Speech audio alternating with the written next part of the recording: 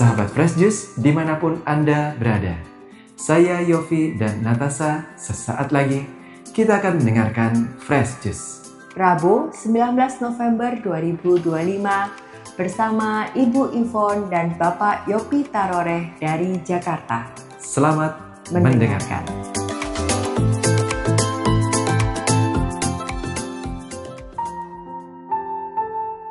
Jumpa kembali sahabat-sahabat sekalian. Kita akan menikmati Sabda Tuhan hari ini terambil dari Lukas 19 ayat 11 sampai 28. Perumpamaan tentang uang mina. Untuk mereka yang mendengarkan dia di situ, Yesus melanjutkan perkataannya dengan suatu perumpamaan. Sebab ia sudah dekat Yerusalem dan mereka menyangka bahwa kerajaan Allah akan segera kelihatan. Maka ia berkata, ada seorang bangsawan berangkat ke sebuah negeri yang jauh untuk dinobatkan menjadi raja di situ. Dan setelah itu ia baru kembali. Ia memanggil 10 orang hambanya dan memberikan 10 mina kepada mereka. Katanya, pakailah ini untuk berdagang sampai aku datang kembali. Akan tetapi orang-orang sebangsanya membenci dia, lalu mengirimkan utusan menyusul dia untuk mengatakan, kami tidak mau orang ini menjadi raja atas kami.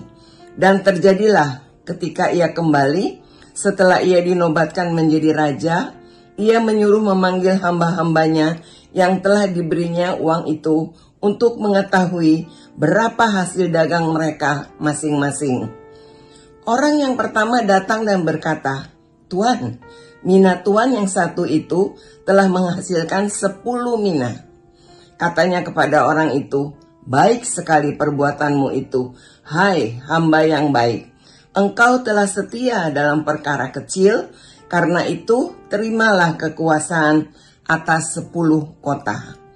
Datanglah yang kedua dan berkata, Tuan, mina Tuan telah menghasilkan 5 mina.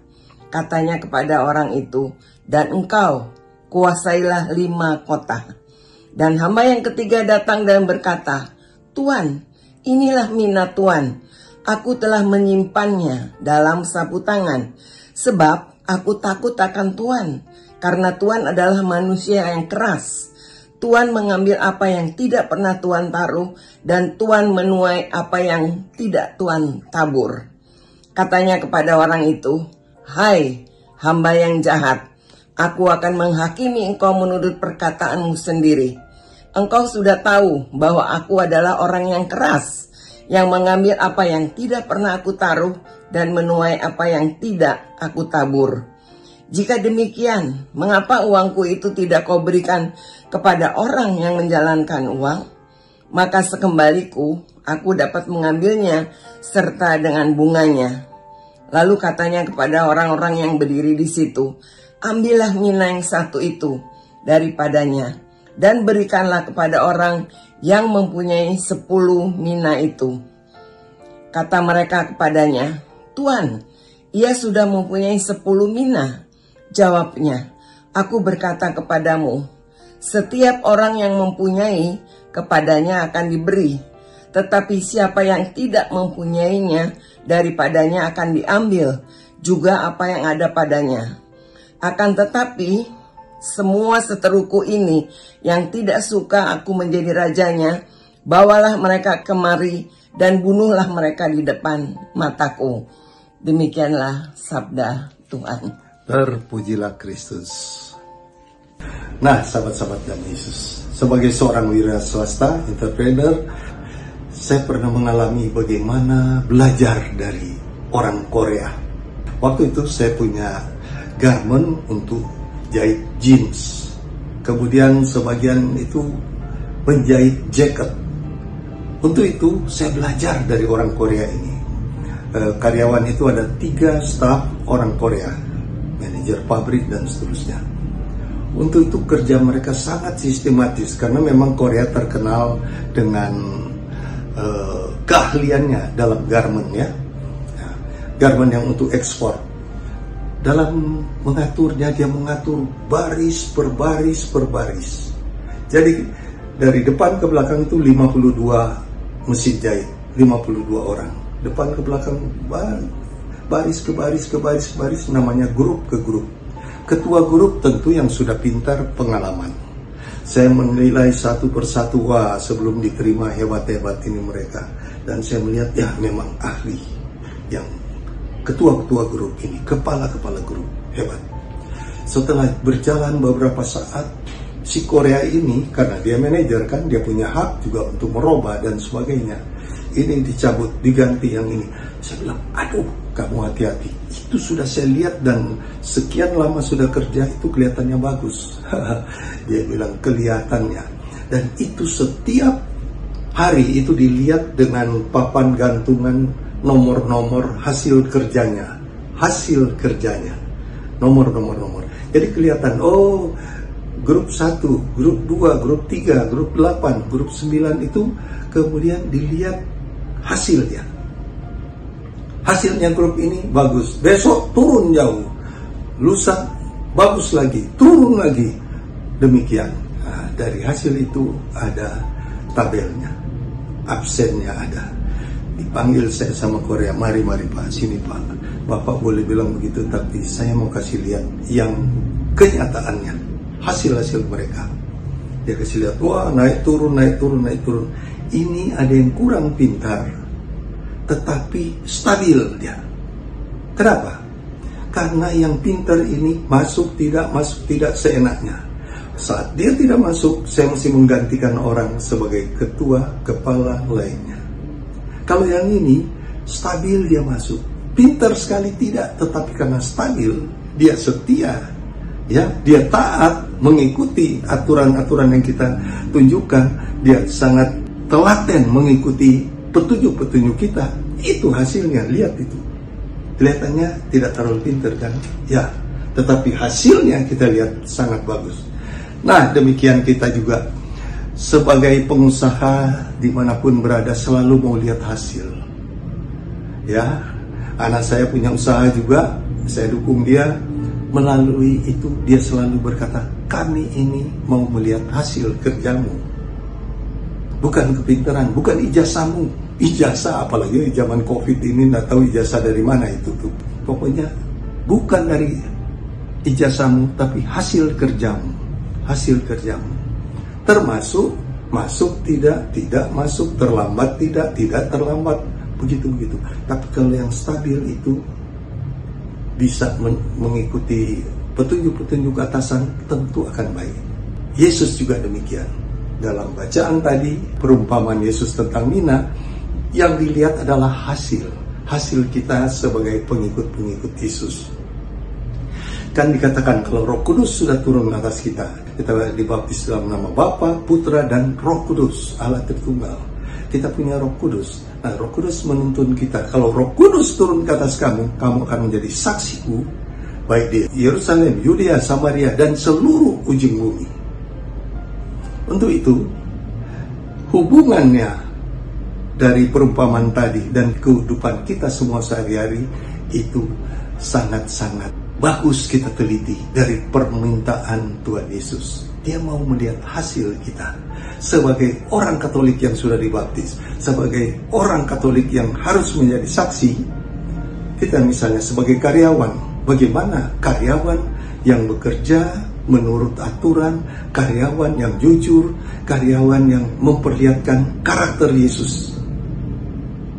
Karakter Yesus kan kasih, ya. Nah, kita mau lihat setelah kita melihat karyawan, kita melihat juga pengusaha. Bagaimana pengusaha yang punya karakter Yesus? Adakah kasih? Kan kita tahu lagu, kasih pasti lemah lembut, kasih pasti memaafkan, kasih pasti murah hati, kasihmu oh Tuhan. Lihat itu dalam 1 Korintus itu ada kan, ya, bahwa adakah karakter Kristus di dalam kita sebagai pengusaha, sebagai penginjil, kembali sebagai pengusaha. Saya melihat pengusaha rupanya kadang-kadang kalau sudah bicara uang, sudah aneh.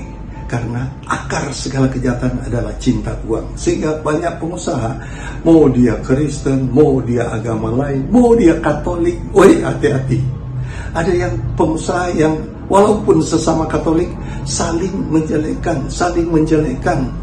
Saya dalam usaha kecil-kecilan anak saya selalu saya ingatkan pada teman-teman kerja. Saya berkata teman mereka, staf-staf yang kerja, itu karyawan-karyawan kerja, saya panggil mereka teman. Teman-teman, kita berusaha ini, ya. Kemudian kompetitor kita banyak sekali, ya. Jangan sampai ada satu kali kita menjelek-jelekan orang lain. Kita bekerja seturut kemampuan kita, apalagi kalau bidang jasa, seturut kemampuannya. Jaga mulut, jangan menjelek-jelekan tempat lain. Karena saya sudah melihat juga, dengan menjelek-jelekan tempat yang lain, perusahaan lain, belum tentu juga akan mengembangkan perusahaanmu. Saya sudah melihat, menjelek-jelekan, bahkan ditertawakan orang balik. Jadi saya bilang, kita kerja seturut kehendak Tuhan, apa yang bisa kita lakukan, lakukanlah itu. Kalau kita berjalan dalam kebenaran, Tuhan Yesus menyertai. Dan kalau Tuhan Yesus menyertai, berkat dan juga menyertai. Kita aminkan itu, ya. Jadi dalam berbisnis, dalam bekerja, apapun, biarlah karakter Yesus kelihatan di situ. Kita mau menjadi murid Yesus yang to be, to do, to act like Jesus. Sahabat-sahabat sekalian, sebagai pengikut Kristus, Dia mau melihat hasil kita di dunia ini. Apa yang kita lakukan? Apa yang sudah kita lakukan untuk kemuliaan Tuhan, untuk kerajaan Allah, supaya namanya ditinggikan, dimuliakan. Ya, mari kita berjalan sesuai kehendak Tuhan. Buahnya berlimpah, tetapi sesuai kehendak Tuhan. Selamat berkarya. Kita berdoa dalam nama Bapa dan Putra dan Roh Kudus. Amin. Tuhan Yesus, terima kasih Engkau ingatkan kami bahwa yang Engkau lihat adalah hasil. Engkau melihat hasilnya, karena Engkau sudah beri kami kemampuan, Engkau sudah beri kami talenta, Engkau sudah beri kami kesempatan. Tinggal Engkau mau melihat hasil kami di dalam mengikut Engkau, supaya kami boleh memperlihatkan karakter-Mu di dalam kehidupan kami, supaya tidak mempermalukan Engkau, di mana kami sebagai pengikut-Mu, kami adalah orang Kristen, orang Katolik sebagai pengikut-Mu. Terima kasih Tuhan, Kau ingatkan senantiasa pada kami. Dan saat ini kami serahkan juga segenap usaha dari anak-anak-Mu, segenap bidang-bidang pekerjaan dari anak-anak-Mu, dan kami percaya, kami mau belajar berjalan dalam kebenaran karena Engkau sudah menjamin kami. Terima kasih Tuhan, kami mau berhasil sesuai kehendak-Mu. Doa kami panjatkan dalam nama Tuhan kami Yesus Kristus, Tuhan dan pengantara kami. Amin.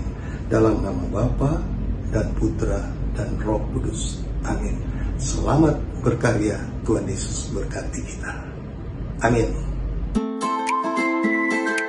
Sahabat Fresh Juice, kita baru saja mendengarkan Fresh Juice. Rabu 19 November 2025. Terima kasih kepada Ibu Ivon dan Bapak Yopi Tarore untuk renungannya hari ini. Sampai berjumpa kembali dalam Fresh Juice edisi selanjutnya. Salam Fresh Juice.